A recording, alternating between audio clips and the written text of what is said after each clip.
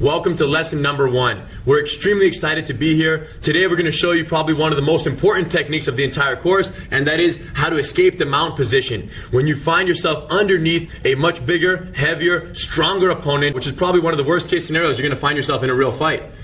Let me demonstrate. So from here, of course, fights start standing up. We know that.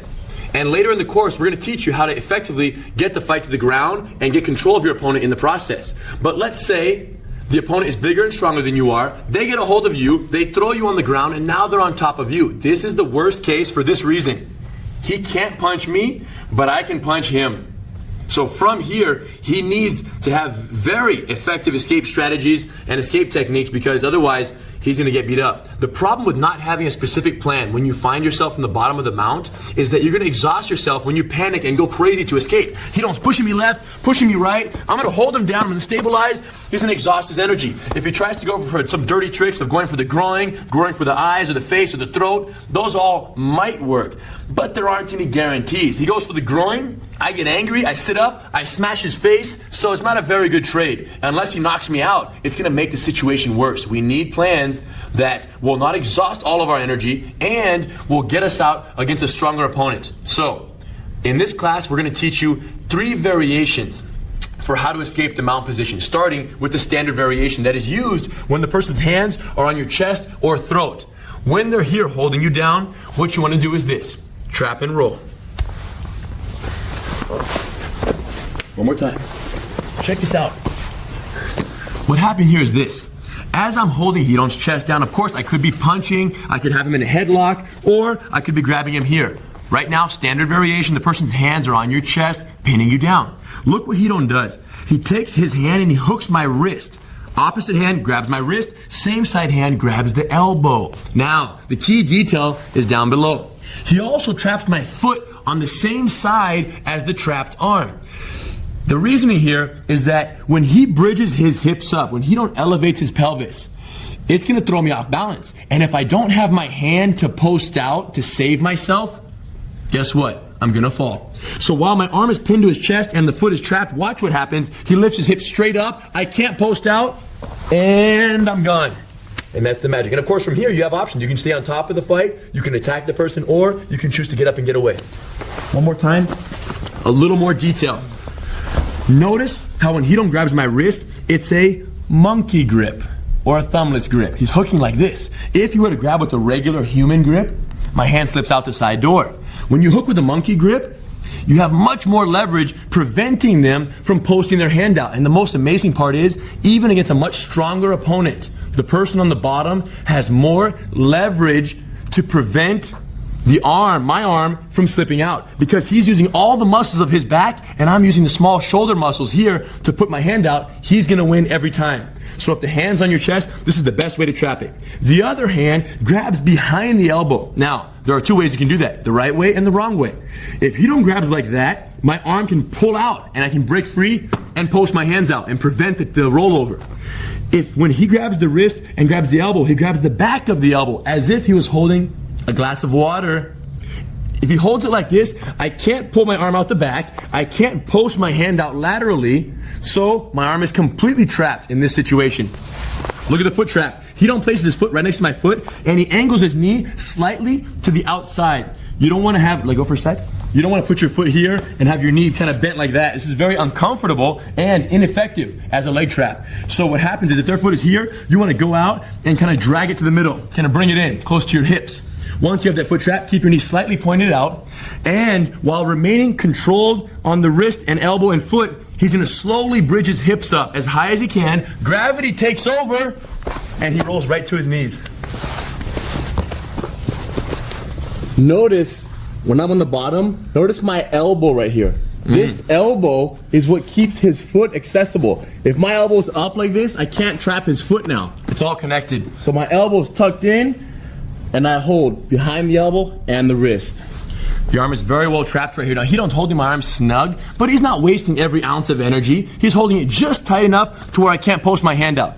And that changes for everyone, so make sure you try and have the top person try to post their hand out. Right now I'm trying to post out, but there's no way because his leverage is far too great. So with that arm trapped very well, he's gonna lift his hips up very slowly. Now watch, when you roll your hips, it's not just a roll. Show them this roll. It's not just a roll. You're not a log rolling down a hill. You hold the arm to your chest, trap the foot, and you go 12 o'clock, and then once you max out, you turn on your shoulder and step right to your knees. So your pelvis elevates straight up, shoulder pivot, and then a step over directly to your knees where you can continue the fight, move on top, or get away if you have a choice. Very common mistake is to raise your hips up and land on your side. And then roll to your belly, and then get up from your belly. No good, it's not very efficient. We want to go right to our knees because that's gonna set us up for the next technique. So, one more time. Here's how we want you to practice this with your partner. He's here, secure your wrist, your elbow, and the foot on the same side, all on the same side. Now, when he does all of this, notice how he does not trap this foot on the other side. So he's only trapping one side of my body. If he accidentally trapped this foot here, when he goes to roll me, watch this, hook. The hook is in. There is no more roll. This hook neutralizes the entire move. So he don't have to make sure to bring that foot inside. So one side is trapped, the other side is completely left alone. Wrist control is nice. As you learn this move, you can begin to trap all three, the wrist, the elbow, and the foot, all at the same time. Watch how slowly I'm gonna do this, but it's a fairly simple move, so they all three land together. And now in slow motion, then the hips go into separate motion. Notice Henner's shoulder right here. He rolls over his shoulder. I tuck. Instead of landing like that. A safety tip is to make sure you tuck your shoulder in so the landing is not as painful on the person who's getting rolled off, on the bad guy. Always protect yourself. Look, this tuck and go right to the knees. Okay, so real quickly, if you're alone, here's the solo preparation drill. Elbows in tight, secure the wrist, the elbow. Wrist is a thumbless grip, elbow is a thumb full grip, and trap the foot on the same side. Grab it and drag it in. From here, all together now. Hips, hips, hips, hips, and right to your knees.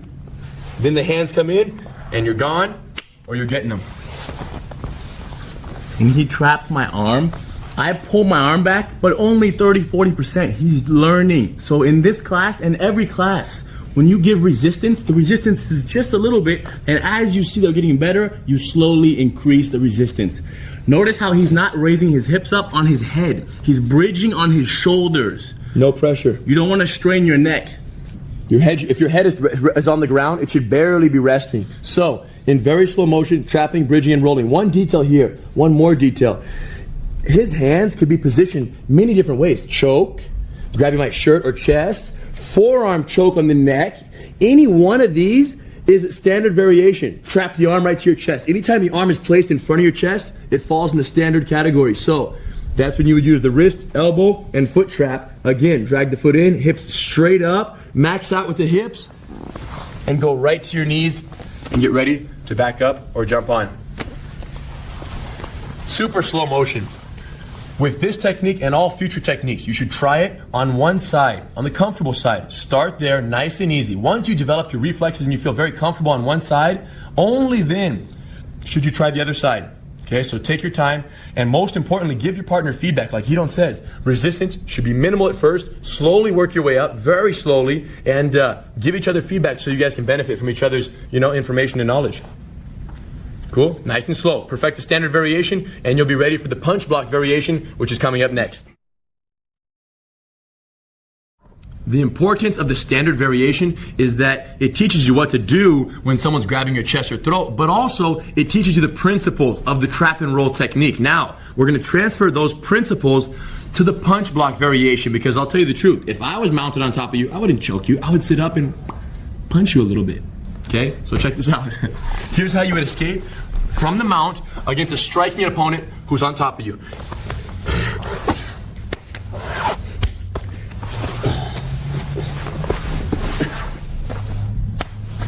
Hidon's too fast. Let's break it down in super slow motion. Here's the deal. Before I had a chance to even say anything, Hidon did the right thing. He was instantly sitting up and closing the distance. In order for me to punch him from the mount position, I have to have this much space to punch effectively. So as soon as I mount, and as soon as he realizes that I'm sitting up for a punch, Hidon sits up with me and wraps my torso, okay? Putting his hands up to protect his face if a punch does come through. But this is all happening in a flash, as you saw. Now, once he hugs my body, he pushes off his feet to cause me to drive my hands to the ground. It's instinctive, otherwise my face will hit the ground. Once they post their hands down, he keeps his head so close. Look at that. The closer the head, the safer he is from punches. Watch what he's gonna do with his hands now. Shoulder grab on both sides. Once he has the shoulders controlled, he's gonna push off his feet and slide up north a little bit. He slides out from underneath me, so he's right up here next to my face. Now this shoulder grab goes on to a back hug. And once he establishes the back hug, he pulls out this arm and wraps over my arm. Once the arm is wrapped on the front side, now how does he choose which side to wrap with? He wraps on the side that he's facing. So from the underhook, from here, he wraps this arm because he's looking that way. It's easier to wrap. Now that he has my arm trapped, he traps the foot on the same side, which I'm sure you were already expecting. And you can probably see now how the principle is the same as the first one. My arm is trapped, my foot is trapped, I can't post out now. And now one additional detail, in this one, Hidon uses his hugging arm, the one that's behind my back, that he's using to keep the closeness. With that arm, I can't break free. It's too close to my body. He's using the hugging arm to reach for the sky. And as he does, that helps shift my momentum, making the bridge and roll that much easier. So the key to this variation, I would say, is the closeness. Because with space, they can punch. Without space, they can try, but they won't succeed. So for drill purposes, top person's gonna sit up. As soon as I sit up to throw my punch, he follows me up, grabs around my waist. He's locking hands behind my back, and now pushing off of his feet. Rotate. Look at this. If he doesn't use his feet, take your feet off, just pull me down with your arms. It's not very strong. But the minute he pushes his feet down and drives my face into the ground, I better brace myself. From here, he grabs my shoulders, and pushing off both of his feet, he slides up north, okay? Once he does that, he hugs my back with the back arm. Look how deep that hug is right there. It's very important to have a tight body hug because that prevents me from breaking away later during the technique. At any time throughout the move, sit up again, if my head, sit up a little bit, begins to kind of create a little bit of space right here, he will tell me. And it reminds me, hey, keep your head close. And if it does, in reality, if the head sags down, look at the danger that happens. Punches, space, and more punches. So we can't afford to allow our partner or to allow space between your head and your partner's chest, your opponent's chest. Now, from this close space right here, from this close distance, watch how Hidon wraps my arm. There are 2 times when he can wrap the arm. 1, when I'm posted, go back. 2 is if I try to pull this hand for a small punch. Look at that timing. He wrapped it as soon as I pulled my punch on the front side. Now that he has my arm wrapped, he traps 1 foot and he's ready for the roll. Freeze. There's a huge safety tip right here.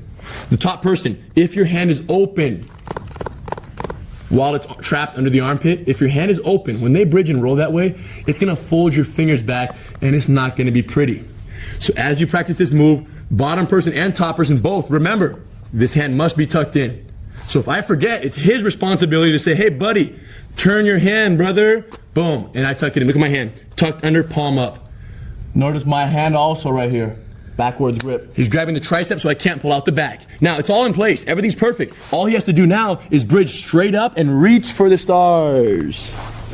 Nice roll, and you would land head low for protection, and we'll teach you what to do next in a moment.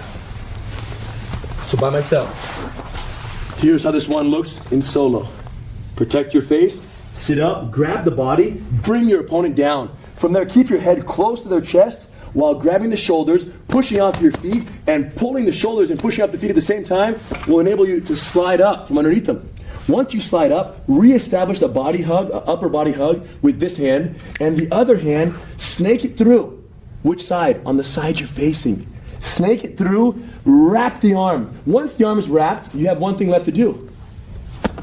Trap the foot and suck it in. With that foot trap and the arm trap, you're ready. Hips up. Take this arm and reach. When you reach, it gives you a lot of leverage to go to your knees.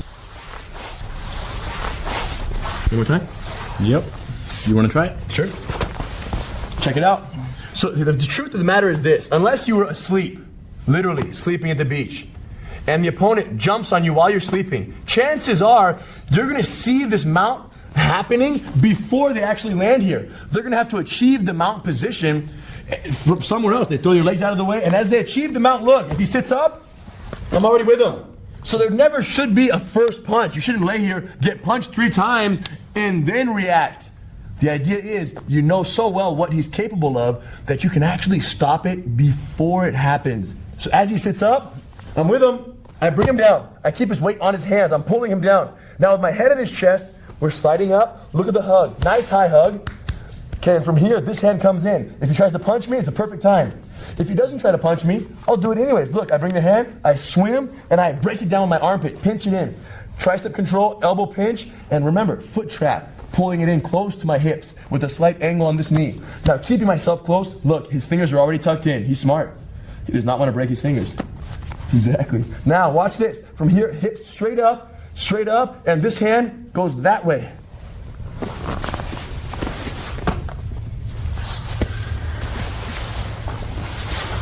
This is probably the most common escape technique, the most common trap and roll variation you're gonna need if you get mounted in a street fight. But the next slice, once you perfect this one, we're gonna move on to another variation that you'll need against a more skilled opponent, someone who's a little bit smarter and wants to try to control you a little bit tighter. The headlock variation is coming up next, but don't rush it.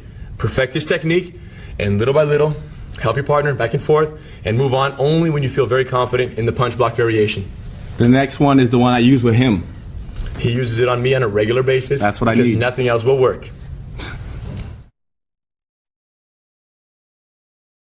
Now that you've seen what to do when the opponent is on top of you trying to throw punches, let's discuss what you should do if they get low and they try to control you more. Rather than punching you, they really want to control you and pin you down. Here's how they might do it. Headlock from the mount. They wrap your neck and they pin you with all their weight. They lay low. Now, although this headlock might seem like a major problem, it's actually an opportunity for the bottom person. Watch this. As I hug his neck, I'm actually giving him one of my arms. The fact that my arm is under his head makes it even easier for Hidon to trap it. So right now, he's gonna pin his head down, trap the arm, trap the foot, and he's gone. One more time in slow motion. So again, because I'm hugging his neck, what he does is he drives his head down to confirm the position of my arm under his neck. My hand can't go out this way anymore like it would want to.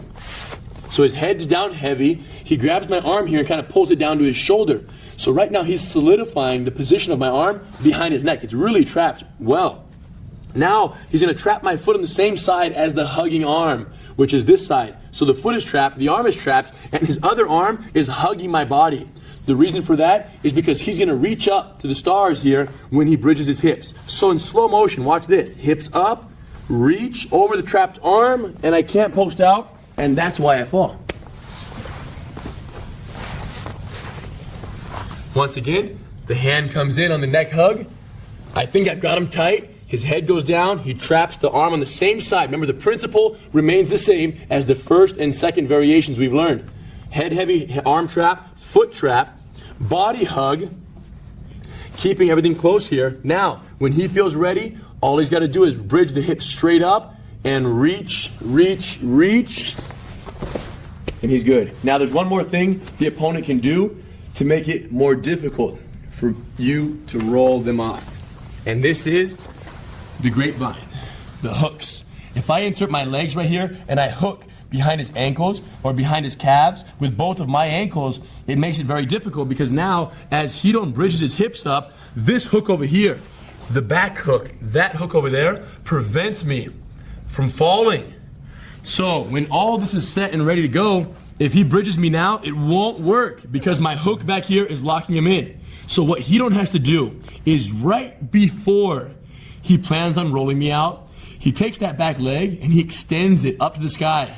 Once he extends it, he turns it and tucks it in inside my foot. One more time, please. Watch the high extension here.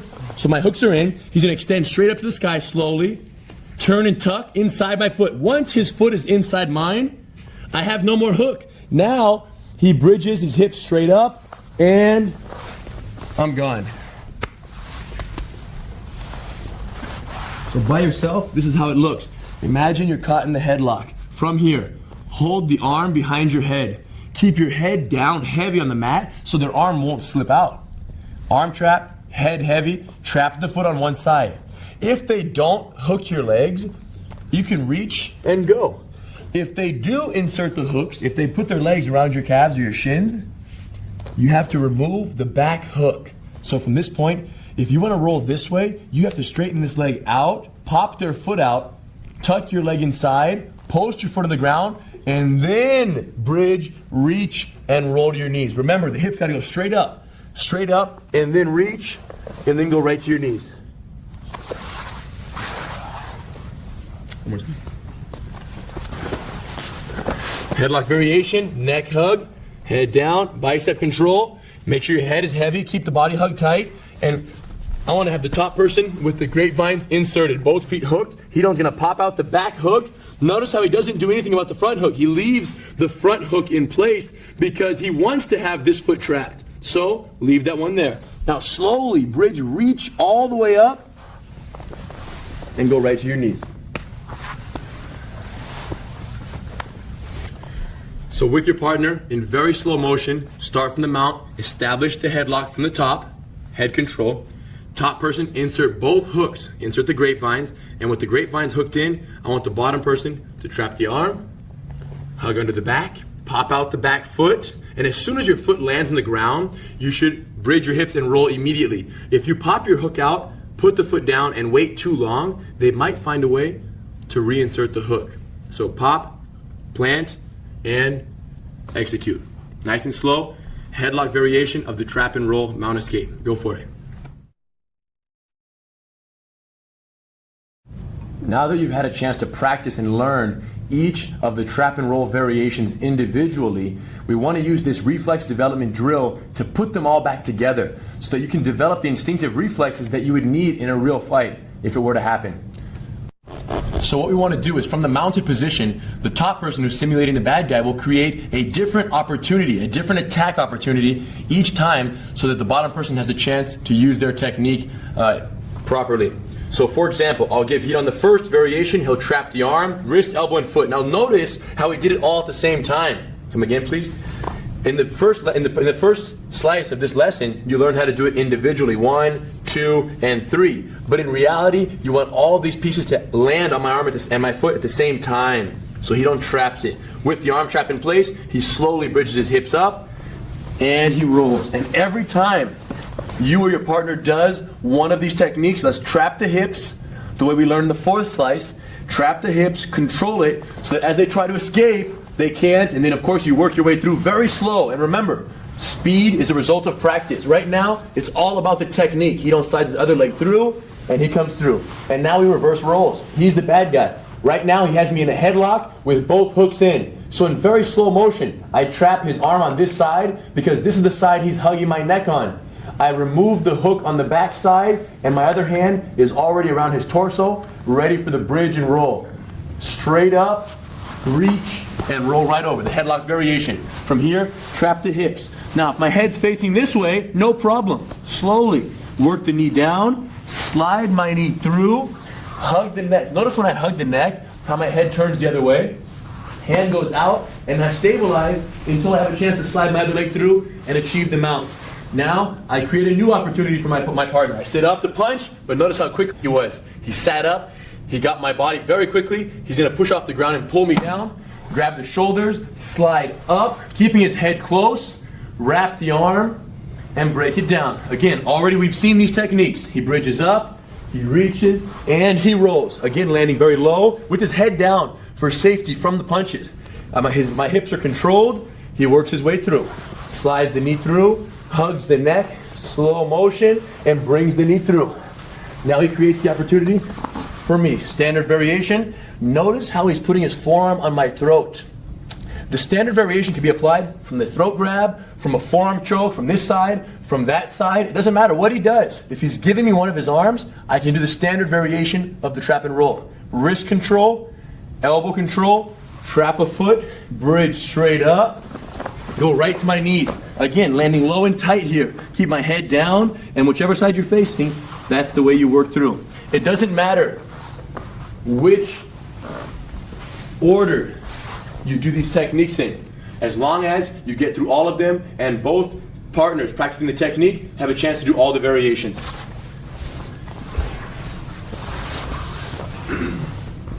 Doing the moves at this slow speed is by far the most important thing for you, okay? Because by doing it this slow, you will catch your mistakes and you'll be able to see my mistakes the same way I can see his. So go very slow, there's zero hurry. And the person who's the partner simulating the bad guy, focus on two things. Number one, behaving and positioning yourself realistically without hurting your partner. But number two, on giving your partner feedback. If I'm the bad guy and he don't traps my arm incorrectly, I must immediately tell him so that he can correct that mistake before it becomes natural and he develops the wrong reflexes. That kind of makes you better too.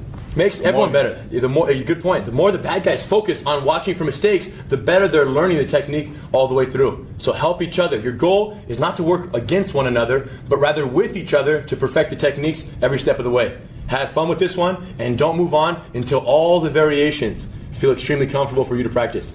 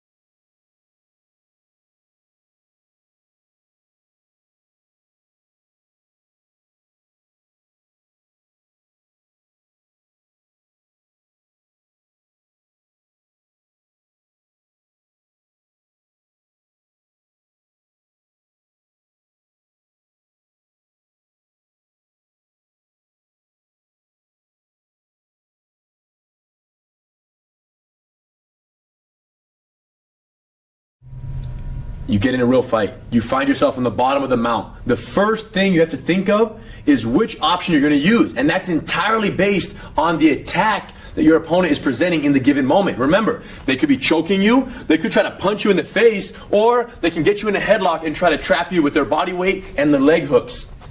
The most important thing is what Hidon's going to tell you next. If we had to choose one make it or break it detail, we would tell you to make sure that you secure the wrist, the elbow, and the foot with conviction, because you have to be ready, because anybody who starts to fall off the mount is going to attempt to put their hand or leg out to brace their fall, so be ready for that. Hold tight and go for it. Hips all the way up and perfect this technique, because one day it may save your life. And work slowly and work together.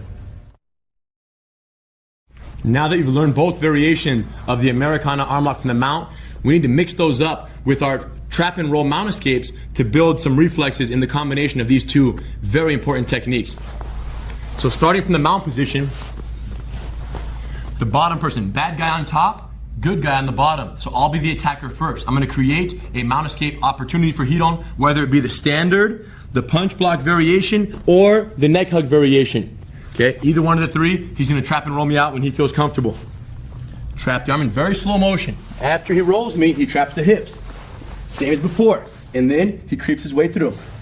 I push his knee down, slide my knee through, hug his neck, hand on the ground, get to the mount. Now from the mount, he's covering his face. I might throw a few slaps to make him cover his face if he's already not doing that. Both hands together. Hand under, back hook in. Head down.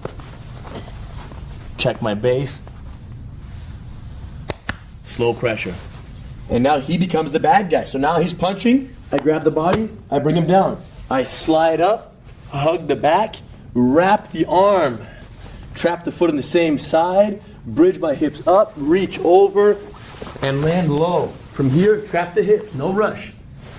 Work my way through. Slide the knee, hug the neck, hand out, slide through. Now that I've mounted, I'm already hugging his neck, so I might as well use the neck hug variation. Pin the wrist down, feed it behind his neck. Come under, grab the wrist, loop the elbow around, shoot the hook in. Head down, slide and lift. Okay? Now I'll create a different opportunity for Hidon to escape. Neck hug variation. Boom. Hip trap is nice. I verify as the attacker here, I want to test to make sure each piece of his move is very nice. Slow motion. Neck hug.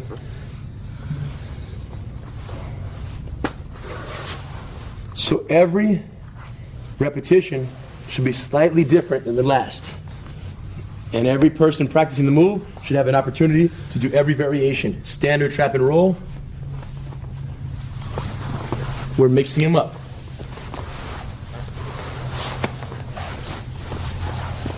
Remember, only go as fast or as slow as you need to make sure the technique is always perfect. Now I can do the standard variation. Pin him down, shoot the hook in as I slide under. He tests my base a little, check, check, check, and go. Okay, so you're just feeding all the opportunities to each other, one after another, continuous flow, and each of you having the opportunity to practice each variation of the technique. Once you achieve the mount position, the next step is to win the fight. There are many ways to do that. Probably the most common way, and what you would do if you didn't have a specific strategy, is just sit here and throw punches to try to submit the opponent or get them to give up or injure them enough to where the fight would be finished. The problem with that strategy is it takes lots of energy. You're going to exhaust yourself in the process. You might break your hand, and the fact is, if you're smashing the person with punches, you might even hurt them more than you wanted to. You really have no control over how much damage you cause to your opponent. So once you achieve the mount position, it's much better if you can use a submission technique to get the compliance you're looking for and to have full control over the situation. One of the best techniques to do that is the Americana arm lock. I'm going to show you the basic application and then 2 variations of how you would use this situation or this technique in a real fight.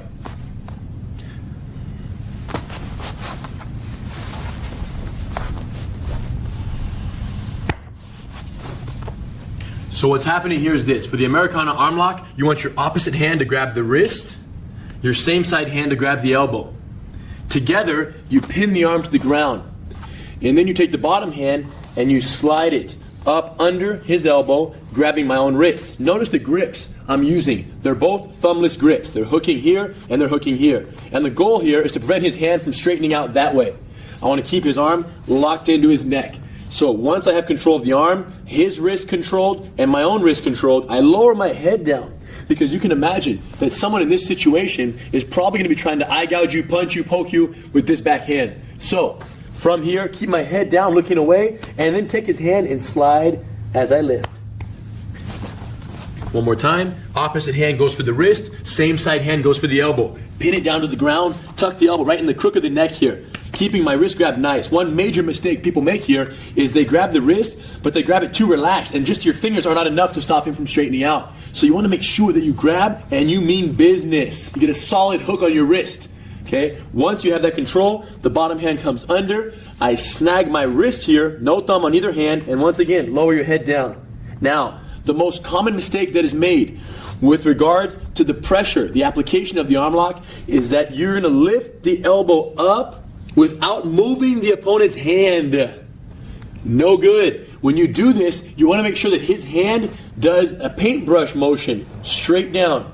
So as I grab his arm and lower my head, watch his hand move south as I lift the elbow up. Watch the hand. So the motion is a slide as you lift. Most common mistake is all lift with no slide. Okay? So in slow motion. And of course, this technique can be applied on both sides. Opposite hand grab the wrist, same side hand grab the elbow. Come across, pin it down, tuck the elbow in, come under, grab the wrist, lower your head, slide as you lift. As you practice this move with your partner in very slow motion, go for one hand, do it one time on each side, and then reverse rolls.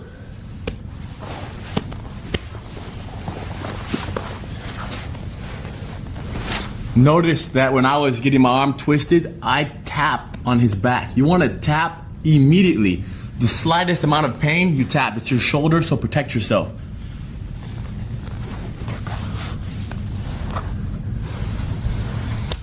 Also, one secret detail that we should let you guys know that he don't just reminded me of right now is when he goes under my elbow, he's going under palm up. Okay, it gives you more pull and you can wiggle your fingers through more effectively when your palm is up. And you're going under the bicep near the armpit, and then you grab a hold of the wrist. Again, no thumb. And during practice, the bottom person should be trying to straighten their arm out a little bit to test the legitimacy of the technique, making sure it feels good. And then, of course, his head is down. I can't reach his eyes. And like Hidon said, the most important thing is to tap out, because this is tearing the ligaments and muscles in your rotator cuff. So in very slow motion, he slides as he lifts continuously and squeezes. One common mistake as well to be aware of is if you push the hand too heavily into the ground, the friction between the hand and the floor that you're practicing on is so much that you can't slide the hand. So make sure you put the hand gently on the ground and you slide it gently down in a paintbrush motion as you lift the elbow. So when we say cup the wrist, we don't mean you have to use all your body weight and pin the wrist in the ground. We say cup the wrist to keep it from escaping, but if you notice right now, there's really no weight on his hand.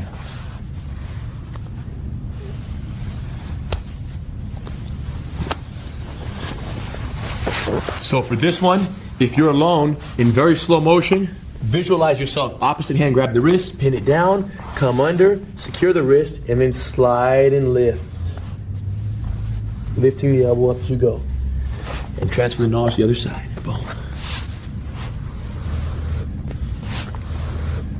With your partner in very slow motion, 1 rep on each arm, then reverse rolls. Remember to squeeze very slowly, and the person who's getting caught in the submission, tap out before you feel the pain in your shoulder. Try it out and you'll be ready for the next variation.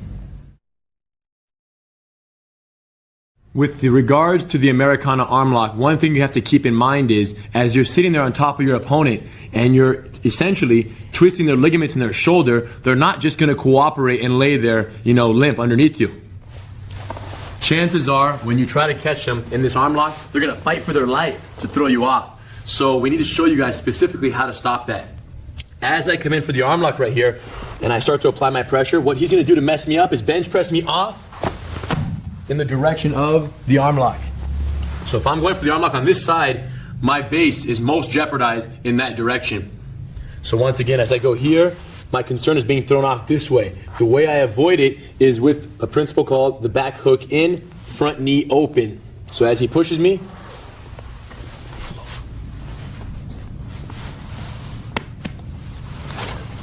so here's what I did. Rather than simply relying on my weight to hold him down, assuming he's much stronger than me, that might not be enough. So what we do is we insert the hooks. As I go for the arm lock on this side and I begin to apply the arm lock, my back leg slides into position underneath his knee, underneath his hamstring. And while I'm doing this, my front knee stays open for base right here. I keep my front knee posted out. So as you can see here, my front knee stays solid planted out. My back hook is hooked in on the other side. And while I'm doing this, as he tries to push me off, I drive my pelvis into him. Right here, my hip pressure is nailing his hips to the ground. That's the whole idea. Effective hip pressure guarantees that his hand will not be able to push me off this way. So I insert my hook and I go down. As he tests my base a little bit, he checks it, and then I slide the hand, lifting the elbow up. Okay? Notice how as Henner controls my arm, he locks up the arm lock. Right now, he's applying zero pressure to not hurt my shoulder. And as he controls, then I test him. There's no pain right now. Once I stop testing him, now he goes ahead and completes the move. And the purpose for that is to make sure that the person doing the technique has a chance to really make sure their base is perfect before they go into the arm lock. Sometimes you rush so quickly into the pressure, the person taps out, and you never had a chance to effectively test and verify the quality of your base and your control. Okay? So this can be done on both sides. Pin the arm down, elbow tuck, come under the arm. The time to insert the hook is when your hand starts to go under the elbow. That's when the back hook goes in. So as I'm creeping in right now, my other foot slides into place, shooting my foot up to the sky. Right now my toes are pointing up. slide under, head down. My front knee, as I told you, remains open for base with the side of the arm lock. My knee stays forward and my foot stays tucked in close to his hips. From here, I slide and I lift. Okay? One thing to understand is that when he gets the arm lock right now, let's say I'm a little bit heavier and stronger than he is. And as I'm testing his control, I push and I push. And I happen to throw him off even though he has the position locked up. Remember that he can break my arm at any time. So really, he only needs this control, this back hook in and the front knee open to hold me down for 1 second to rip my arm completely off. Okay, so be understanding and don't push and test your partner for too long. Push them for 2-3 seconds and that's it, because your arm is done. Okay, so with your partners in very slow motion, choose an arm, pin it down. As you slide in, insert the back hook. Come under, grab the wrist, head down, slide and lift. Okay, then switch sides, slowly pin down, elbow tuck, come under and hook, head down. High hook, front knee open, and like Hidon said, test your partner's base at this point. Check to see if it's good. And then slowly apply the pressure. Okay, then we reverse rolls. And he would try in slow motion. He pins the arm down, elbow tucked in. Notice the timing. His hook is already in. And when he puts his hook in, one final detail here is you don't want to grapevine the ankle. You don't want your toes to hook around the person's ankle or shin because it's too easy for me to pop my foot out. Instead, when you insert a hook, you want your toes to be pointing up to the sky, so even if I straighten my leg, the hook remains intact. Okay? And then of course here, before he squeezes the arm lock, like he said, I test the legitimacy of the base. Okay? And now that his base feels very heavy, his hips, his control is good, he's going to slide and lift in slow motion.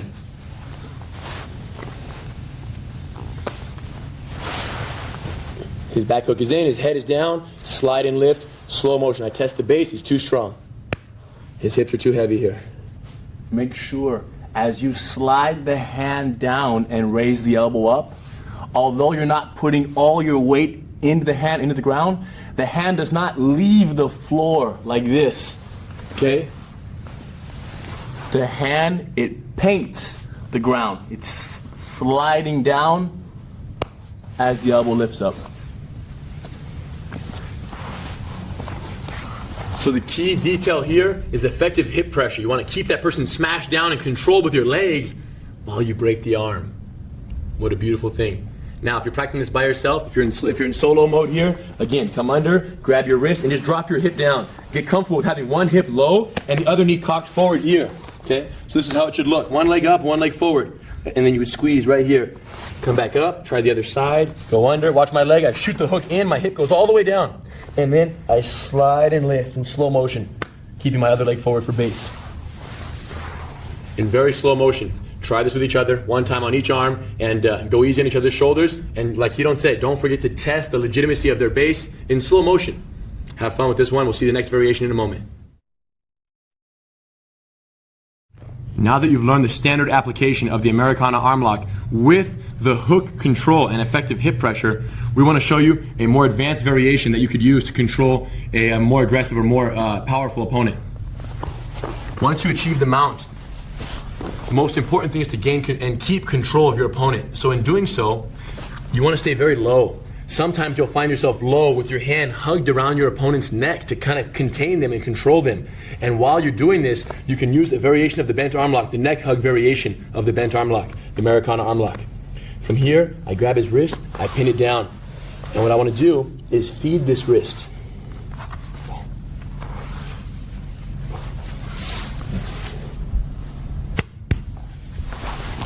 So what's happening here is this. While I'm staying low and controlling the mount position, what I want to do is grab a hold of this wrist. This wrist may be hidden. If that's the case, I can strike for distraction. And as he protects his face, I want to pin one wrist to the ground. Once I have the wrist controlled, I feed it to my other hand behind the neck. Okay? And when you feed this, it can be a normal thumb full grip. Standard grip. Now, from here, you take the other hand and you sneak it under his arm, grabbing your own wrist. So now we have the double wrist grab, but the problem is my hand is still behind his neck. So to solve that, I simply loop my elbow around and then I remove the thumb from the grip, going back to the standard thumbless grip. As soon as my arms land here, we have to focus on one more thing, the leg hook. So I insert my back hook on his leg and keep my head down to of course, maintaining control with my front knee open while I apply the pressure. So one more time, other side. If I have a neck hug, stay low, distraction, get a hold of the wrist and pin it to the ground. From here, feed the wrist to my other hand. So now I have his hand fed behind his neck. And then I creep under his arm and grab a hold of my own wrist. So what I'm doing is I'm establishing the full lockup before I apply the pressure. Now my arm, one of the most common mistakes here, as you probably could imagine, is trying to squeeze while you're still hugging the neck. It doesn't work. What you have to do is loop the elbow around, tuck it into the neck, and then remove the thumb here for a thumbless grip. And as soon as my arms land here, shoot my back hook in. My back hook is in place, my front knee is open, and of course stay low, slide and lift. So the neck hug variation of the bent arm lock. Neck hug, distract, pin down, feed the wrist, come underneath the arm, grab your own wrist. Okay, and then from this point, as you loop the arm around the head, thumbless grip, shoot your hook in, head low, and then slide the hand down. Remembering not to take the hand off the ground. Keep it low, slide and lift at the same time. Now one detail here, if you're doing this, if you have effective hip pressure, your hooks are all perfect. One concern that might happen, one thing that might happen is he might decide to try to throw you the other way right now. Bridge and roll you back that way, in which case you'd be off balance. The hip pressure is designed to stop you from being thrown to the arm lock side. So if he decides to throw me the other way, watch this. Slowly bridge. I would switch my hooks here for 1 split second until he calms down, and then I would go back. So if you need to switch your leg hooks to stop from getting rolled that way, in a unique situation, you can do that, and then switch back to standard hooks. Just keep in mind that for the pressure to be applied on the arm lock, you need to have the standard positioning. Back hook in, front knee open, pressure is good. Okay, so when you do the switch, roll back the other way, please. If he bridges the other way and I switch my hooks, hold, hold, hold, come back and relax. I go back here and then I apply my pressure. If you ever find yourself having to switch your hooks to adapt when someone tries to roll you the other way, the untraditional direction, what you can do is switch them, hold the switch on the hooks until he calms down, then you need to switch back to the regular hook positioning so you have the leverage to break the arm. Okay? And one more thing you should be aware of, if you're ever going for this arm lock and the person gets so out of control that you feel like you can't hold them down, let go of the arm lock and use your hands for base. So always prioritize. Your base is number one. If you're here and you start to lose everything and your hooks aren't strong enough, put your hand out rather than allowing your base to be jeopardized and allowing yourself to fall off. Basically, release when it's time to release, and just know that. So trust your hooks, but don't be foolish enough to commit so much to the arm lock that you lose your whole position, because if you're doing this move and we fall off all the way, the move doesn't work anymore. This move cannot be applied from the bottom. So you have to stay on top no matter what. If you're solo on this technique, neck hug, hold the wrist, feed it, come under, grab the wrist, loop the elbow around the head and tuck it in, and then shoot the hook in, slide and lift. Okay? In very slow motion with your partners. Again, be careful with each other's shoulders. This is the second variation to the Americana arm lock from the mount. Hidon and I train together all the time, and the few times that I've actually mounted on him and had the chance to go for this arm lock, he was trying to throw me off, and he was succeeded in doing so many times because my back hook went in a second too late. So when you're doing this move, think of nothing else then, inserting the back hook, put that hip pressure down to hopefully guarantee your position while you effectively apply the arm lock. An arm lock with no hip pressure is no arm lock. Not only do you want to control the position, the mount very well with the back hook in, the front knee open, but you want to control the arm well and apply very slow pressure, maybe even no pressure, and just keep them from trying to extend their arm away and so on, and just hold it. And then when you do apply pressure, go very slow, because remember, they're going to want to test your base first.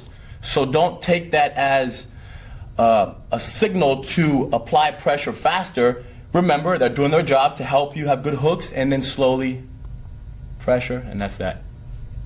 And finally, remember, when you're on top of your partner and you're doing the arm lock, whatever you do to them, they're going to switch around and do it to you. So go easy on each other. It'll pay off in the long run. This is class number 2. We have quite a few more to go. Have fun with this, but go easy on each other.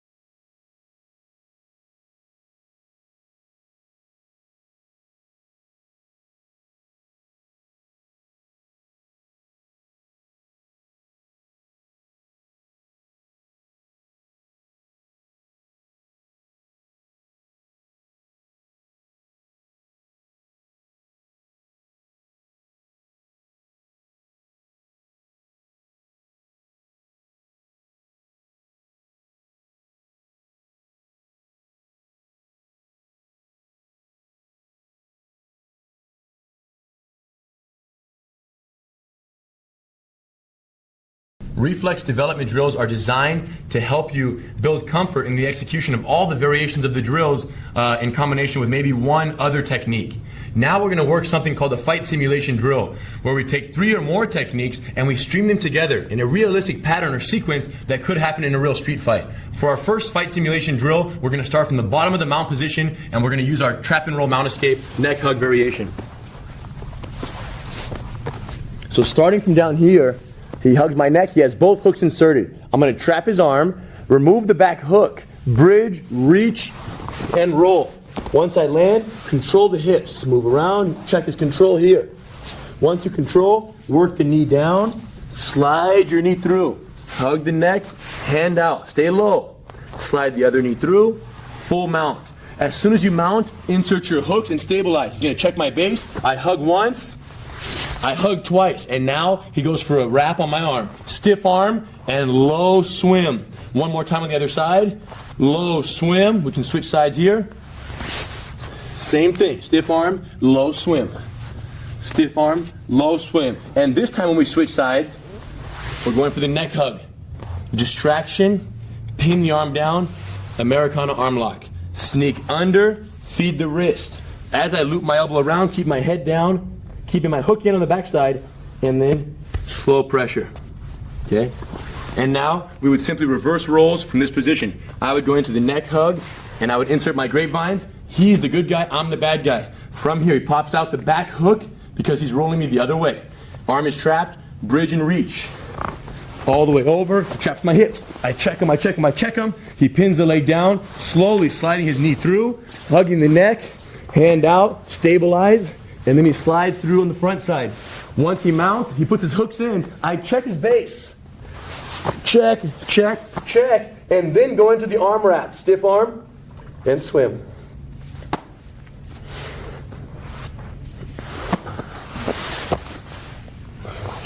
After about 2 swims, on the other side, he switches one more time. Okay? Little hit to the face, grab his wrist, hold it down. Feed it. Come under, palm up, hold your own wrist. Bring the arm around the head, and I remove the thumb. Remember, don't have the thumb there. Pin, control, slowly applying pressure. Fight simulation drill number 1, nice and easy. Headlock variation, trap and roll, control the hips, achieve the mount, control the mount, low swim, and then end it with the Americana arm lock, neck hug variation. Try this in slow motion, and they'll get more complex as we go. Okay, let's build our reflexes now by tying together all these tricks plus the Americana bent arm lock.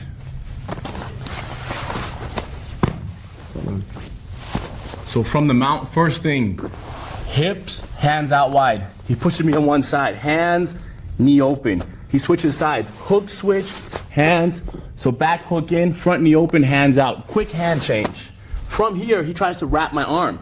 Stiff arm, keep your elbow in place, swim through, low swim. One more time, and low swim, and switch, and one low swim. And now Henner pushes up on my chest. I'm on my knees now. Chest heavy, make one shoulder light, swim, light, swim, and get low and reinsert the hooks always. He lifts, goes to the side.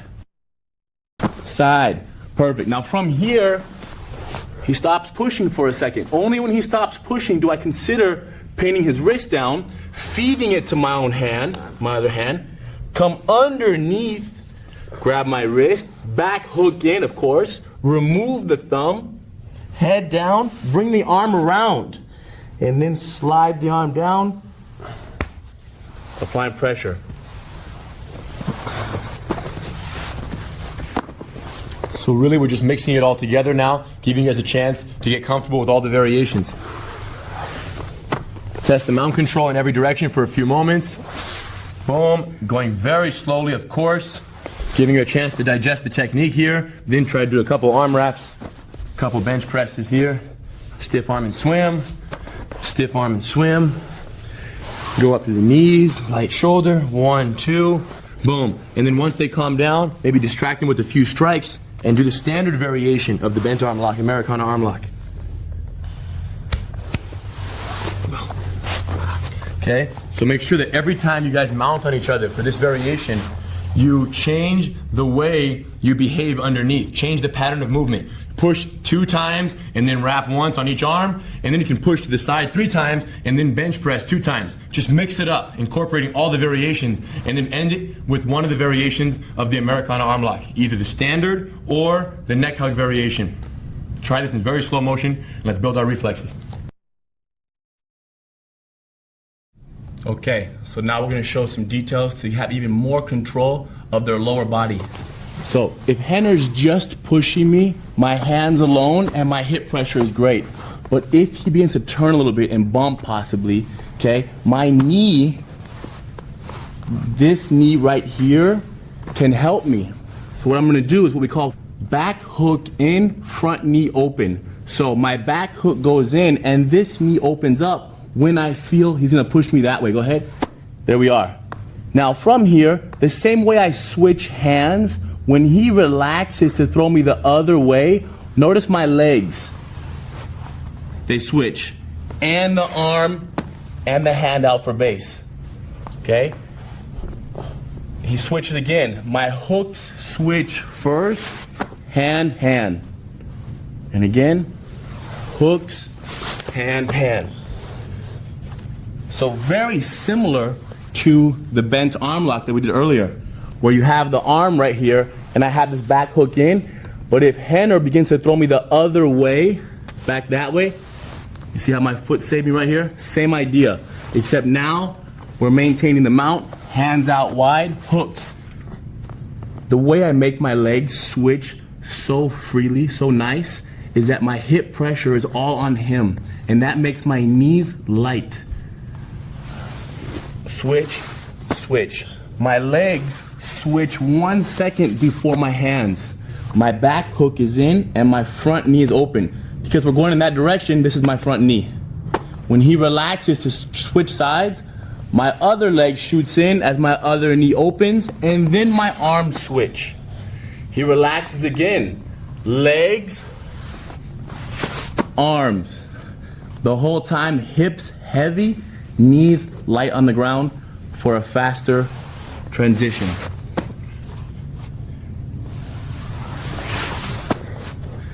Notice how when I land in my final position, he gives me 2 or 3 extra pushes to make sure that I'm set up correctly. The way you know your partner's doing this move right is if you feel like your gut is getting crushed every second of the way. If the weight keeps coming off of you and then back down, that means they're not keeping the effective hip pressure the whole time. Like Hidon said, keep your weight on the hips, and the transition of the hooks will be very easy. And finally, don't forget to switch the hooks before the hands. Hooks first, hands second. Okay? So as you practice this with your partner, in very slow motion, mount, start off in a neutral, both hooks in. The easiest way to start this drill is to mount, start with both hooks in and your hands out. When your opponent chooses one side, I hug the neck and I fly the front knee open. So those are the 2 transitions that are made to begin the drill. Now we're on track. As he throws me the other way, watch the hook switch and then the hand switch, hugging the neck. He switches sides, hook switch, hand switch. Constant heavy hips and constant neck hug here. Sometimes you'll find yourself getting pushed away a little bit further. You can use your hand on their neck as well. The hand on the neck is just as good. Okay? So we can switch side to side. Boom. Boom. Okay? So 5 times side to side. Again, very slow motion to verify that all the components, hooks, hands, all the base points, and the anchors on their neck and on their leg are effectively positioned before you switch back. Very slow motion. Try this one and you'll be ready for our 3rd slice. Lots of small details, so help each other. So now we're maintaining the mount, and the guy on the bottom is smart and he realizes that my arms are what's helping me stay mounted. So he's gonna try something like this. Hips heavy, hand is out. He's gonna wrap my arm, break the arm down to potentially roll me out. My arm should already be out and it should be stiff. You never want to have your arm asleep. So when he wraps it on, go ahead.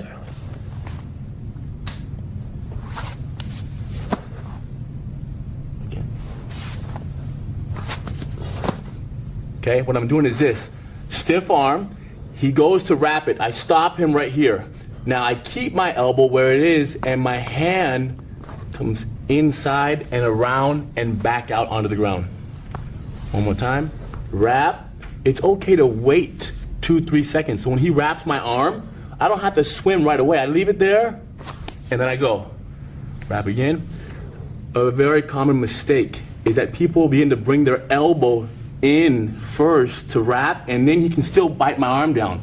So don't let your elbow go like this when you swim. Leave your elbow out there. The elbow stays where it is and then the arm comes around and there we are. So he cannot trap my arm. Another very important detail is notice how Hidon's hand, where it is in relation to my body. You don't want to go too far north and you don't want to go perfectly perpendicular to your opponent because the lower your arm is, the more breakable it is. So when your hand is out, it should be at a 45-degree angle. So be up off at this side angle here, up north slightly, not straight out, up a little bit. Because what that does is it makes it much more awkward for me, the attacker on the bottom, to wrap the arm. It feels uncomfortable on my shoulder, giving Hidon great leverage. And the way Hidon's able to prevent my wrap is the friction of his hand on the mat. Like he keeps his hand on the ground and it's a very stiff arm. And now once he neutralizes my first attempt, he keeps the high elbow and he swims through. And the important thing he said about taking your time is that if I try to wrap his arm and he quickly swims through every time, let's say I do this and he swims once. Again, eventually he's going to catch you and surprise you. So what you want to do is not let your pattern be predictable. You want to change. He goes once, you just take your time and you go. So at one time it takes you 3 seconds, the next time 4, 5, 3, 7. They won't know how long it's going to take.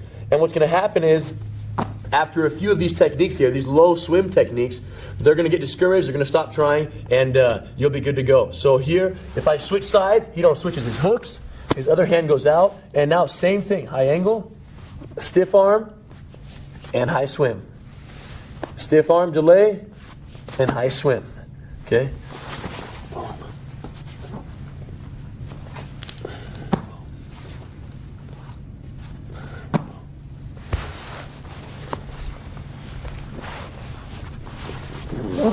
So by yourself, it would look like this. Low neck hug, hand not out to the side, up slightly north. And from here, as they try to wrap my arm, stiff arm here, and then as you swim, like you said, high elbow, come through and come back in.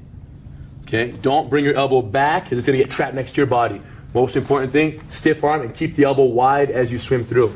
So from the mount position, your bottom person's going to push you off to the side, you're going to stabilize, okay, and you're going to swim 2 times on this arm, and they're going to push you the other way. You're going to swim 2 times on the other arm, and then reverse rolls top to bottom. Try it in very slow motion, and remember, stiff arm and low swim. Try this one out, and you'll be ready for our final slice.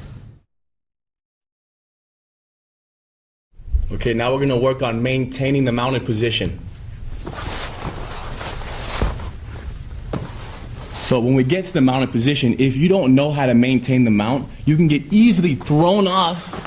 And now all that hard work that I did went to nothing. So the ability to hold somebody down is very important because that will allow me to work my submissions. So watch these tricks.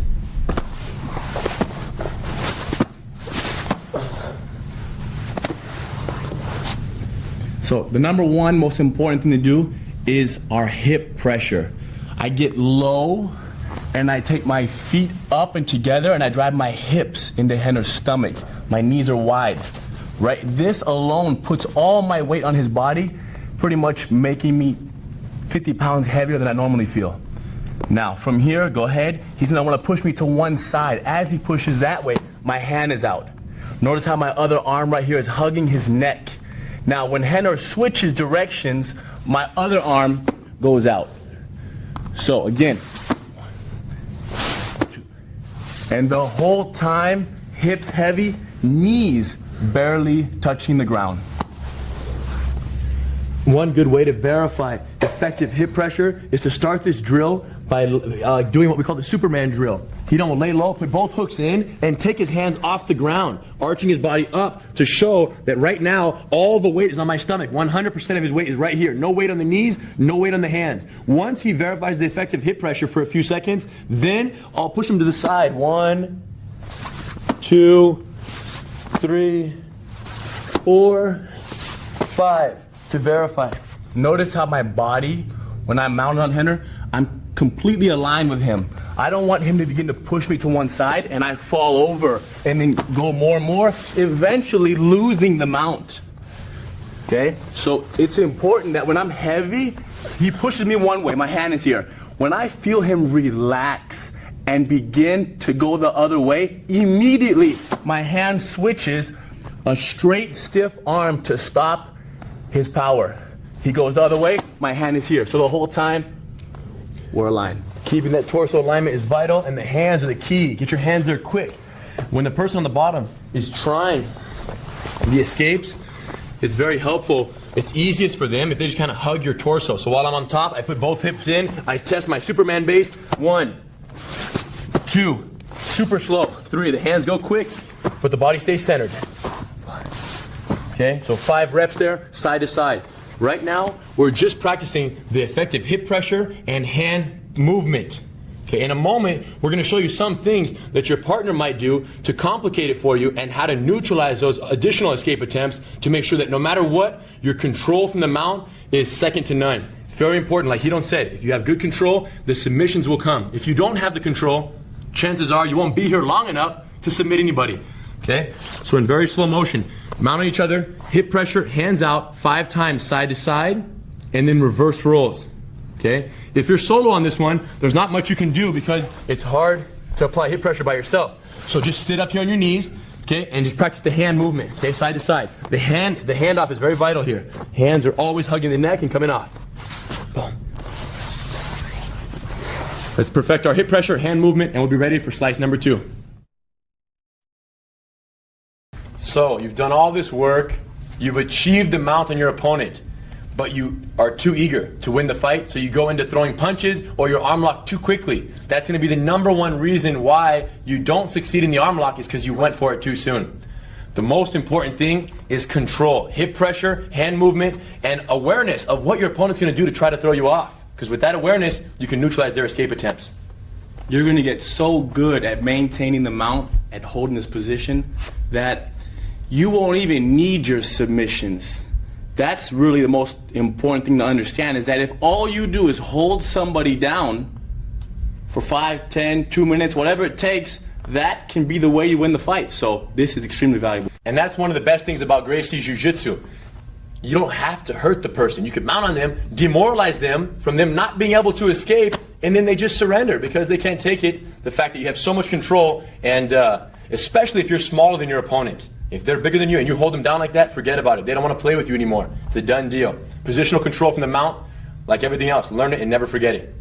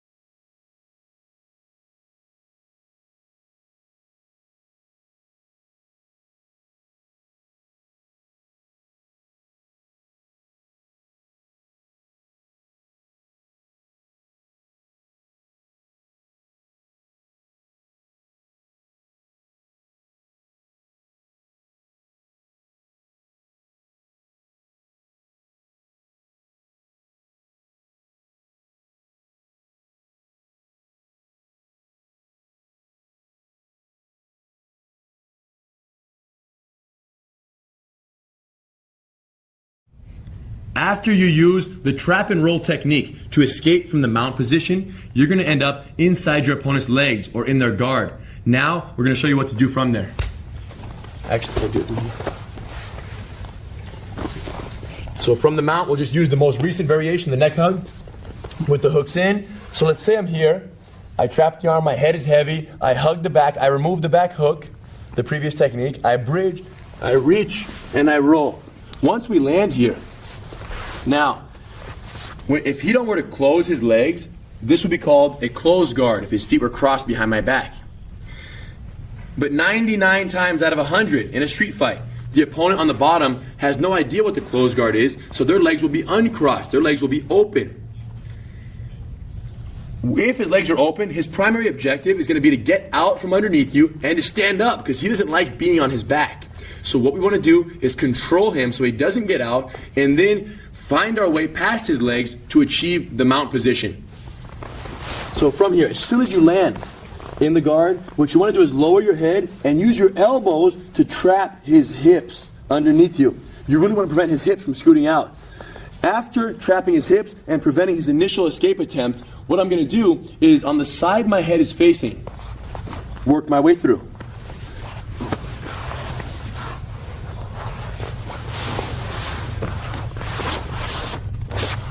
Let me show you what I did. So, once you get here and you have the hips trapped, you're in between their legs, they are trying to scoot away, you neutralize it with your elbows by pinching tight. I'm pulling my elbows in with my knees forward.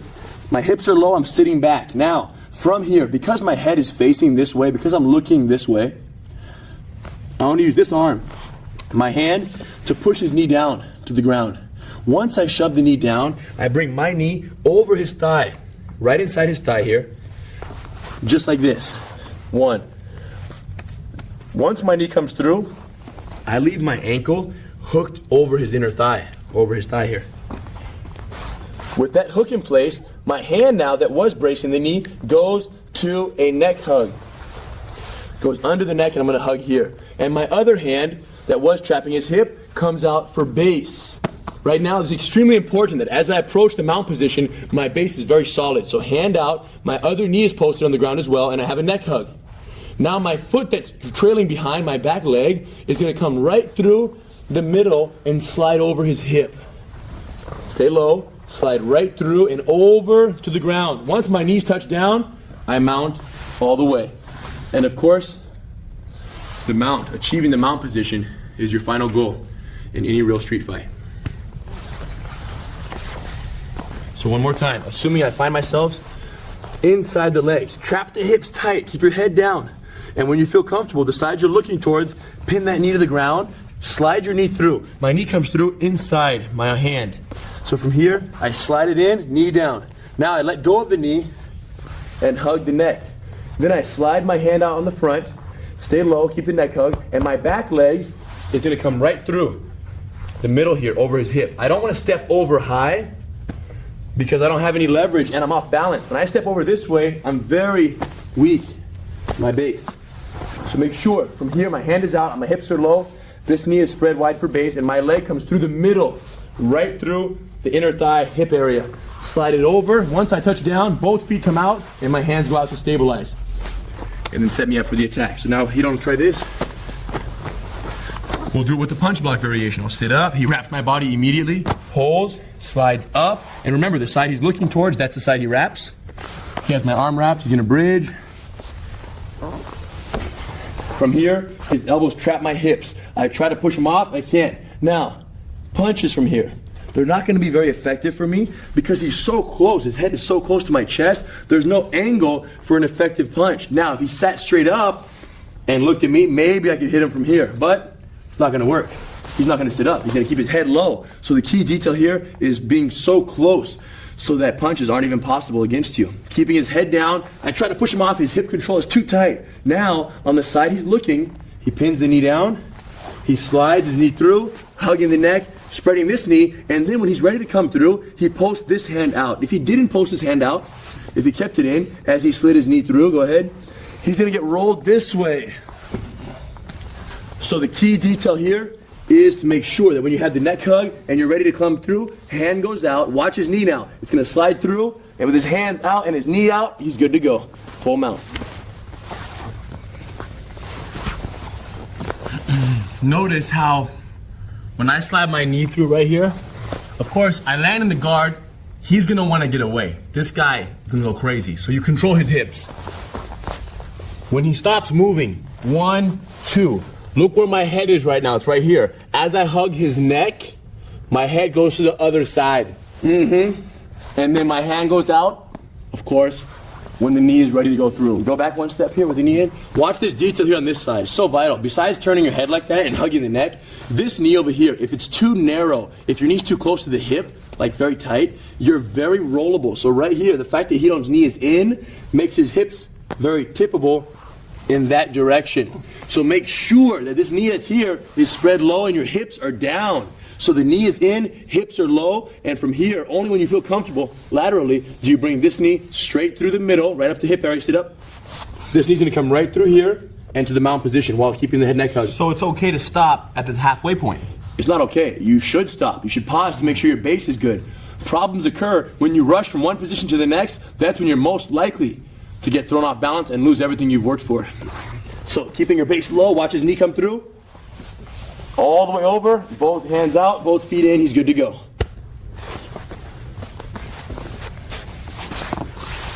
So in real slow motion, with your partner, we're gonna work on achieving the mount from within their legs. Make sure you trap their hips, pin the knee down, and slide through very slowly, one leg at a time. Make sure you hug the neck, make sure your hand and foot are out for base. By myself, here's how it looks. Elbows trap to hips, nice and tight.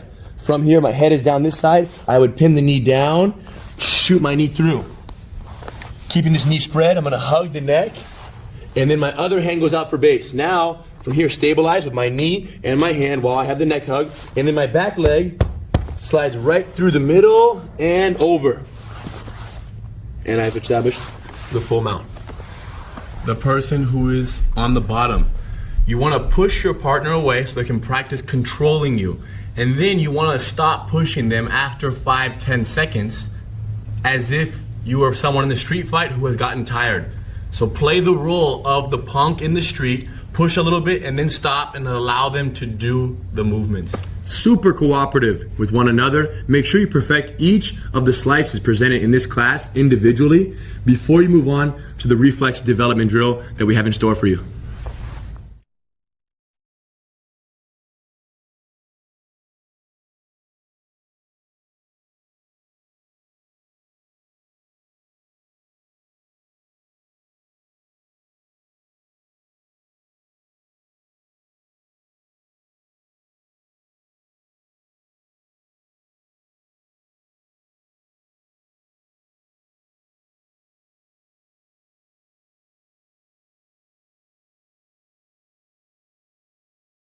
Welcome to the Gracie Jiu-Jitsu Academy. My name is Henner. This is my brother Hidon, and we are third-generation members of the Gracie family.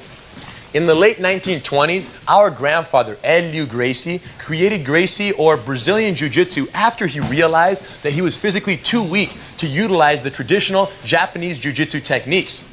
After years of refinement, he was able to prove the effectiveness of his system by using it to defeat several opponents who outweighed him by as much as 100 pounds.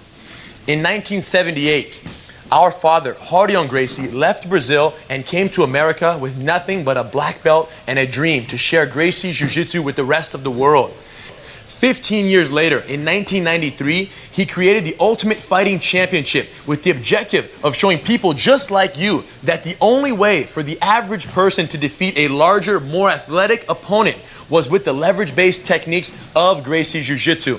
This was accomplished when his brother Royce defeated 3 opponents in the same night to become the first ever UFC champion, even though he was the smallest of all the participating fighters. From an early age, Hidon and I realized that the objective of our family could be broken down into 3 phases. Phase 1 was accomplished when our grandfather created Gracie Jiu-Jitsu. Phase 2 was accomplished when our father showed the world the necessity for the techniques. And now it's time for phase 3, and that is to teach the essentials of Gracie Jiu-Jitsu to the world. And that's exactly what Hidon and I were born to do. By starting the global training program, you are now an official student of the Gracie Academy. and we're proud to say that your home is now a branch of our school.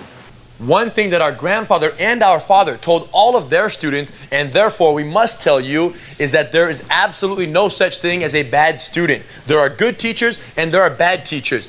And since we happen to be the best teachers in the world, you're going to learn this stuff no matter what. So basically, if you don't learn, it's our fault. According to our grandfather, a blue belt should be awarded to anybody who can effectively defend themselves against a larger opponent in a real street fight. And because the techniques in this course are designed exactly for that purpose, once you perfect them, you will be prepared to take the blue belt qualification test we've included at the end of the course. And the best part is you can film yourself conducting the test and then send us the video either in the mail or by uploading it to the internet where it can be viewed and evaluated by one of our certified instructors. And if you pass the test, you will be awarded an official Gracie Jiu-Jitsu blue belt, and your name will be added to the list of certified belt holders. The entire promotion process is broken down in great detail at the end of the course and is also available on our website. Right now, let's focus on what you'll be learning and how you can get the most out of each lesson. Although Gracie Jiu-Jitsu consists of over 600 techniques, studies have shown that only a handful of these techniques are necessary to achieve victory in most street fights.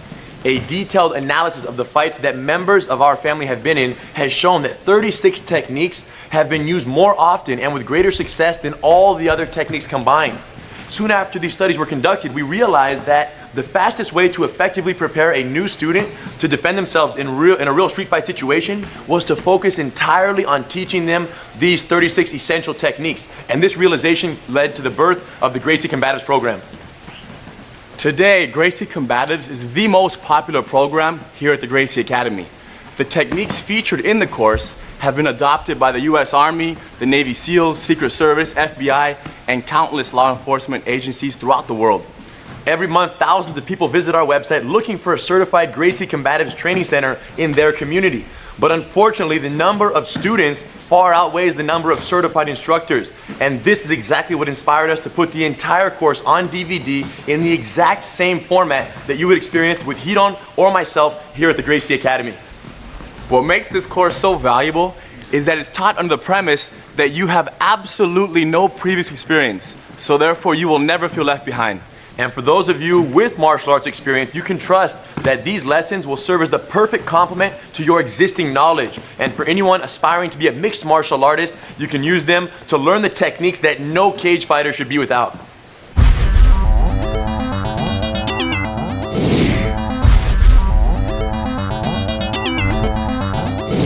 What makes Gracie Jiu-Jitsu so unique is that all the techniques are based on effective use of leverage and precise timing so that virtually anyone can use them, man or woman, regardless of their size or athletic ability.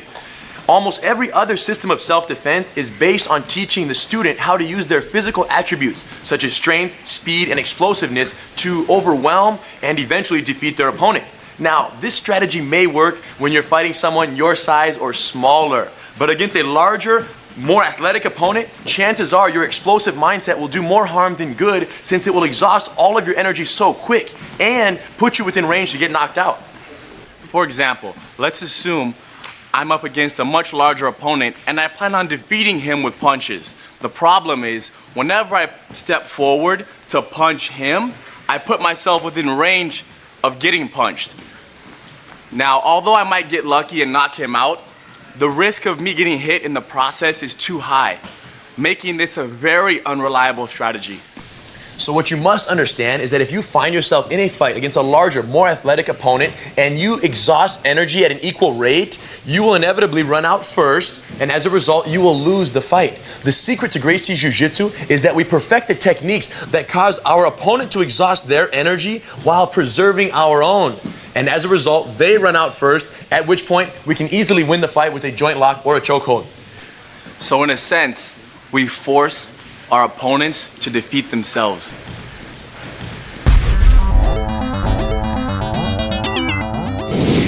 Hypothetically, dirty fighting techniques like eye gouges and groin strikes can be effective if used with such precision and power that you completely incapacitate your opponent with one perfect shot. Now, chances of this happening against a larger, stronger opponent with a perfect groin strike for you to knock them out is slim to none. Not to mention the fact that If they're under the influence of drugs or alcohol, they might not even feel the effect of your strike. Think about this scenario.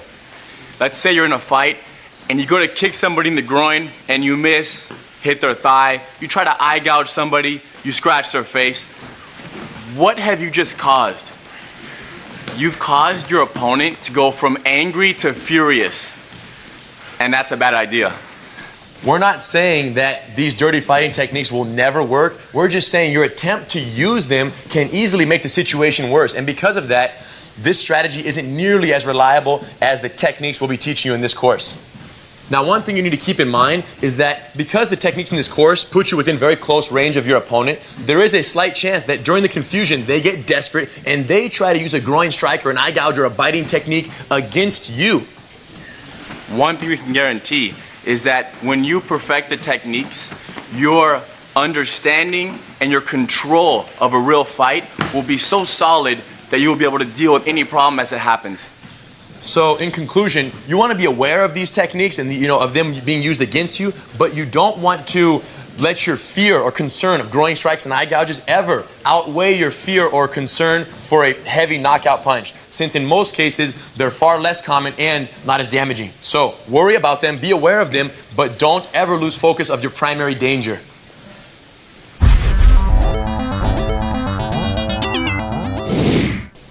Another very common question we get from new students is whether or not Gracie's Jiu-Jitsu works against multiple attackers. Now, we realize that the reason we get this question so often is because there are so many martial arts that falsely claim to be effective against multiple opponents, and because of what people see in the movies. Over the past 80 years, members of our family have fought and defeated practitioners from nearly every style of martial art, even the ones who claim to be effective against multiple attackers. What we realize is that the reason these other arts make this claim is because they're basing their entire strategy and the success of this strategy on their ability to knock each opponent out with one perfect punch or kick, which, as we know, only happens in the movies. What we've concluded is that there is no style of martial art that is fully reliable against multiple attackers. And any instructor who claims otherwise is lying to their students. If you find yourself in a multiple attacker situation, the best strategy is to get out of there as quickly as you can. Now, if you can't get out, if you can't run from the situation, then talk to these attackers. Admit to them that, of course, several people could beat you up at one time. And as a result, you'd be willing to fight them one at a time.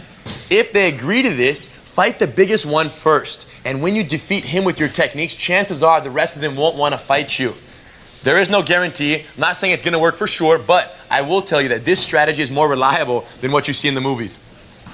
The objective of the Gracie Combatives course is twofold. First, to teach you the techniques that will effectively counter the most common attacks that exist in a real street fight against a larger opponent. And second, to develop your reflexes in the execution of the techniques so they may be applied instinctively in the heat of battle. With that said, it's time to get started. Besides saving money on gas and tuition expenses, the best part about the global training program is that you can complete all the lessons in the comfort of your own home and at your own pace. We recommend that any new student train at least twice a week to decrease the chance of forgetting their techniques in between lessons. Each lesson includes 15 to 30 minutes of instruction. So depending on how thoroughly you intend to master the techniques, you can expect anywhere from 30 to 60 minutes of training time or mat time per lesson. Although the Gracie Combatives techniques have been tested and proven effective on virtually all terrain types, from grass to sand, tile, and even pavement, when practicing these techniques, it is very important that you have a padded floor to train on. The best option is to get some portable grappling mats that you can throw down in your living room, garage, before each training session. And those mats are available on our website. If you can't find any grappling mats, one other option is to use anything soft to train on. Carpet, soft padded carpet, grass, sand, whatever. But if you're going to do this, make sure you put down some type of vinyl tarp so you avoid getting rug burn or scratch when you're training. Here at the Gracie Academy, we wear a traditional gi uniform during practice to promote hygiene and professionalism in the classes we teach. But because the techniques presented in the course do not rely on the gi to be successfully applied, you can wear whatever you would like for your lessons. When Hidon and I are not wearing our full gi uniform, we prefer to train in gi pants and a t-shirt, as we will be doing in these lessons. If you don't have a pair of gi pants, you can wear regular workout pants, or of course, you can get a pair at gracieacademy.com. In each of the 36 lessons featured in this course, we include specific instruction on how to practice the techniques with a partner, as well as the solo preparation drills you should use to practice the techniques when you are alone. Although you can learn the techniques and understand the movements with the solo preparation drills, the fact of the matter is you can only build true reflexes and earn your blue belt by practicing with another person. When searching for a partner, you want to find someone who is as committed to perfecting the techniques as you are. You want someone who will work with you rather than against you during each training session. Our secret to building street-ready reflexes in so little time lies in the order in which we present the techniques and in the unique lesson format that has been perfected by our family over the last 3 generations. Just as a pizza can be sliced to be eaten more easily, a complex technique can be sliced to be learned more effectively by a new student. Having taught these techniques to countless students all over the world, we understand precisely how much information can be included in a presentation so that you do not feel overwhelmed. Each of the 36 lessons in this course features one technique which has been broken down into as many as 5 simple drills or slices. Once you perfect each slice individually, you will be ready to conduct a reflex development drill.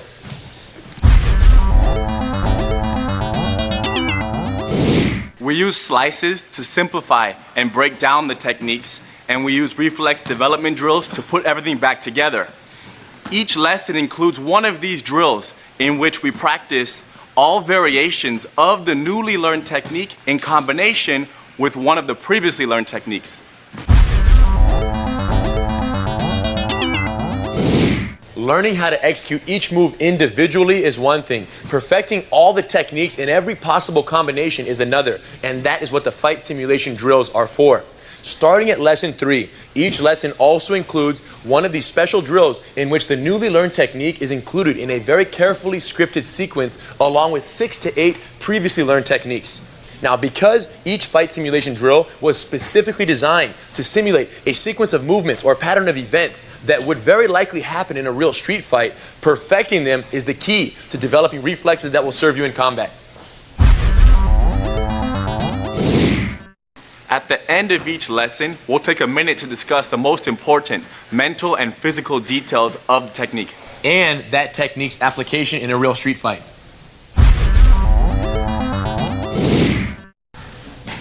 Although the Gracie combative techniques are based on natural body movements and are very low impact, as with any athletic activity, there is a chance of injury. So before you begin the course, it's not a bad idea to seek approval from a physician that you are healthy enough to practice martial arts. Before each lesson, we recommend that you warm up. And a great way to warm up is to practice some of the previously learned techniques in super slow motion. And if ever you're going through the techniques in a lesson or you're practicing them and the movement feels awkward or uncomfortable or like it's taking too much strength to make work, chances are you're doing the move wrong. So if this happens, go back, watch the video again, pay close attention to the details, and your problem should be solved. When practicing with a partner, the most important thing is that you share the cooperative mindset. The two of you are working with each other to master the techniques rather than competing against one another to see who's tougher. All the techniques and drills should be practiced in super slow motion so that it's impossible for you to make a mistake and not realize it. Speed is a result of practice. And the most important safety tip while you're practicing is, of course, the tap out. Anytime your partner is caught in a technique or you're caught in a technique, one should tap out on your partner, and of course they should be released. When dealing with submissions, pressure should be applied so slowly that it's impossible for any accidents to occur. And if you're the one getting caught in the technique, it's not a bad idea to tap out before the pain kicks in so you don't experience any lasting harm. And make sure you advise every new training partner of how the tap out works. So when you're caught in the arm lock and you tap, they know when to let go. Because the techniques in this course are specifically designed to counter the most common attacks that you would experience against an untrained larger opponent in a real street fight, when practicing the techniques, it's extremely important that the person behaving as the attacker knows how to behave as a good bad guy. In each lesson, we've included bad guy reminders so that you know what to do to make sure the drill goes as smoothly and as realistically as possible. Whenever you're learning a technique for the first time, you and your partner have to do everything possible to help each other. Focus entirely on learning the steps, perfecting each individual steps. And only once the steps become second nature should the resistance increase just a little bit. And because we're not there to coach you in person, it's extremely important that you and your partner give each other feedback every step of the way. So in a sense, you are each other's coaches. To qualify for your blue belt, you must master each variation of the 36 Gracie combative techniques individually and in every possible combination with one another.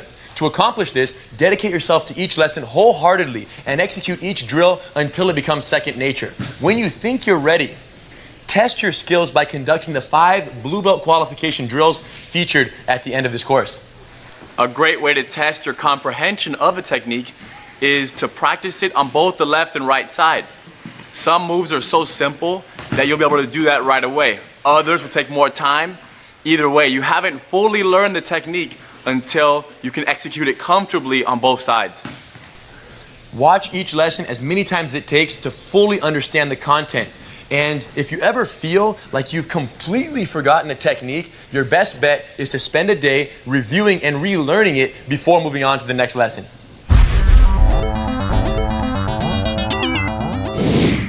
Along with the instructional DVDs, you should have received a Blue Belt Qualification Handbook, which includes a complete breakdown of the Gracie Combatives course, so that you can track your progress all the way to Blue Belt. You can also use the handbook as a training guide for whenever you're practicing without the assistance of the DVDs. And once you perfect the techniques, if you decide you want to share your knowledge with a friend or loved one, use the handbook as your instructor reference manual to help you along the way.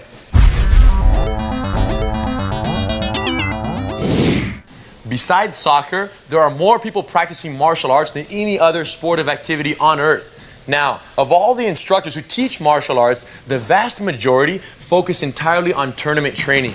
And what that means is they teach their students only the techniques that would be required to defeat an opponent who specializes in their martial art. Now, although this may be fun to practice this way, the problem is the chance of you facing someone in the street who knows what you know is slim to none. 99 times out of 100, your opponent in the street will know nothing about your art. And because of this, they will attack you in such a way that's completely different than what you would expect in a tournament setting. What makes the Gracie Combatives course so unique is that it is entirely based on preparing you for the attacks you'd experience in a real street fight instead of the ones you'd experience in a tournament.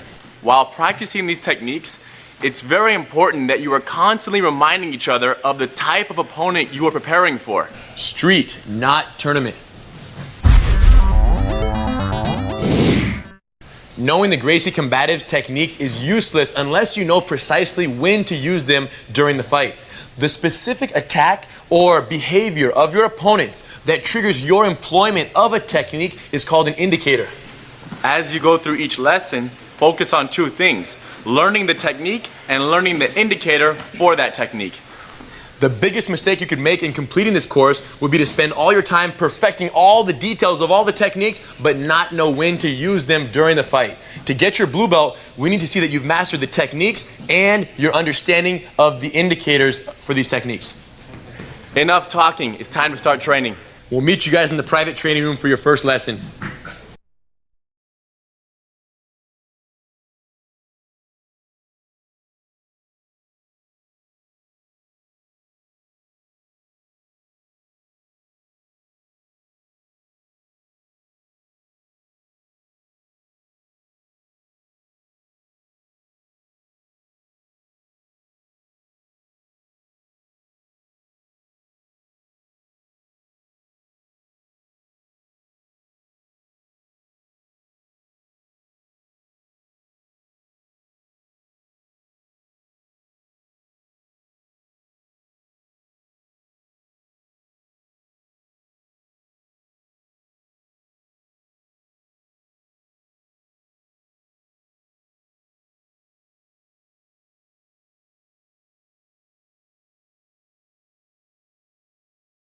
Okay, so we have the hip pressure down, we have the front knee open, back hook in, and we also have the low swims.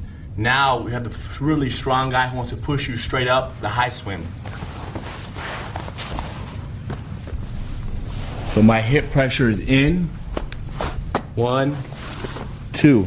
But Henry starts to lift me up. As he lifts me up, my knees are went to the ground. I had my hooks in, I went to my knees now.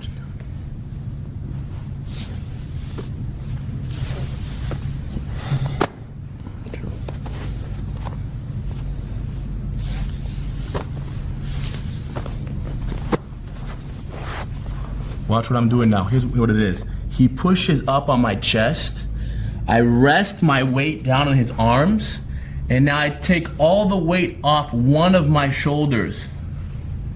And that will allow my hand to swim through. Notice my shoulder, how it slides by. Now my weight on my hand right here, my other shoulder gets light and the other hand swims through. And I'm low, hooks in again.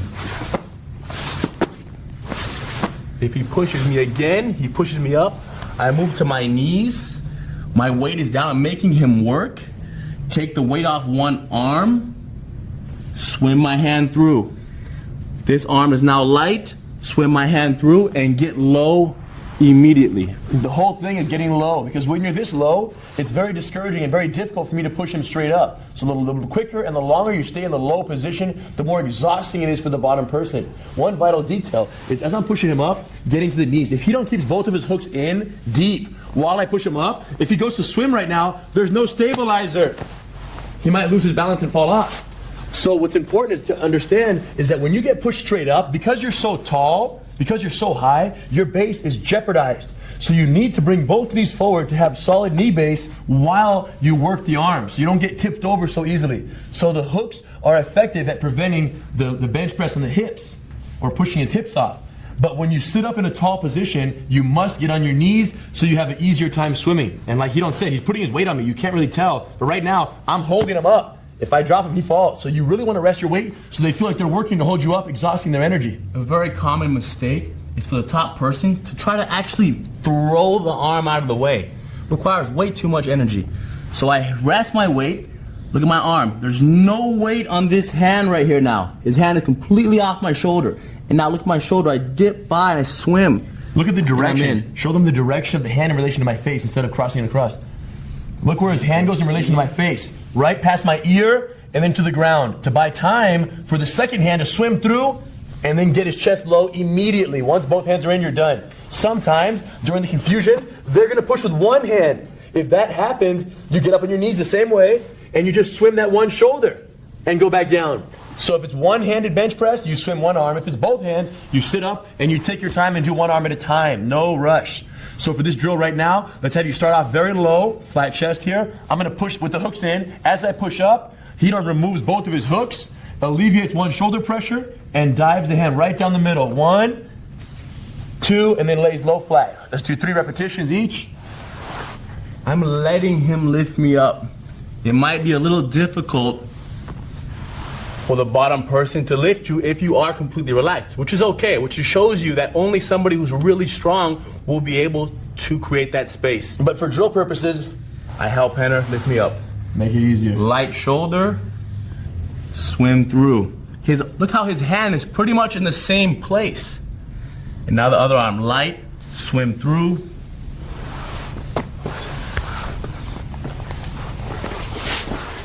If you were practicing this one by yourself, hands out, get low. They push you up, like Hidon said. Put your pressure on their hands and alleviate one shoulder to swim through. And then get your shoulder inside, plant, lift the other shoulder, swim through, and then immediately lay low and flat. The most important mount control mindset detail is to stay low and stay heavy and stay tight the whole time. The higher you are, the more tippable you are. So when someone bench presses you, the high swim is of the utmost importance to get back down. Try this in slow motion and you'll be ready for the reflex development drill.